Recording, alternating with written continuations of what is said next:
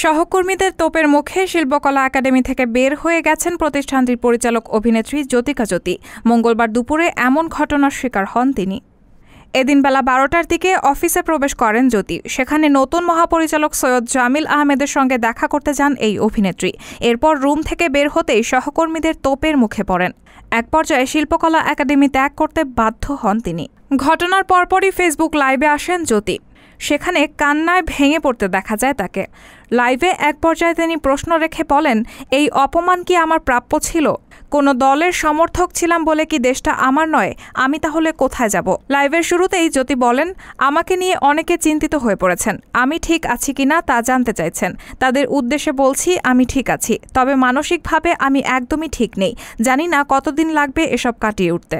এরপর শিল্পকলা একাডেমিতে যাওয়ার কারণ ব্যাখ্যা করেন জ্যোতিকা জ্যোতি। তিনি বলেন, 2 বছরের চুক্তিভিত্তিক নিয়োগের মাধ্যমে শিল্পকলা একাডেমিতে পরিচালক হিসেবে কাজ করছিলাম। এখনও আমার মেয়াদ শেষ হয়নি এবং নিয়োগ বাতিলেরও কোনো প্রক্রিয়া এখনও হয়নি। সুতরাং আমার চাকরিটা আছে।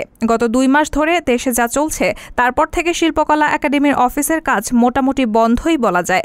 সপ্তাহখানেক হয়েছে নতুন ডিজি এসেছেন, তাই আমার মনে হয়েছে আমার অফিসে যাওয়া উচিত। যদিও সচিব স্যারের পরামর্শ ছিল আমি যাতে এখন শিল্পকলায় না যাই, কিন্তু আমার চাকরি এখনও আছে।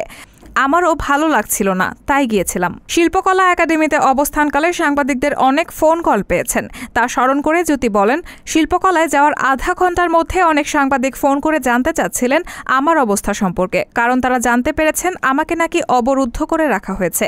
কিন্তু আমি তখনও বিষয়টি জানি না। আমার আরেক সহকর্মী ছিলেন, তিনি আমাকে বললেন, চলো বেরিয়ে যাই। আমি তাকে বলি, আমার চাকরি তো শেষ হয় নাই, তাহলে আমি কেন যাব? প্রজ্ঞাপনের মাধ্যমে নিয়োগ বাতিল হলে অবশ্যই আমি আর আসব না।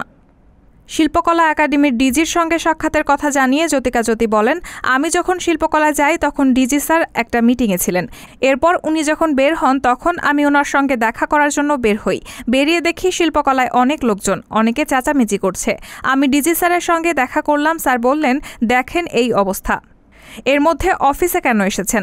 আপনারা বরং চলে যান, পরিস্থিতি সামলাতে দেন। পরে এ বিষয়ে সিদ্ধান্ত হলে সে মোতাবেক কাজ করবেন। সহকর্মীদের আচরণে বিস্মিত জ্যোতিকা জ্যোতি।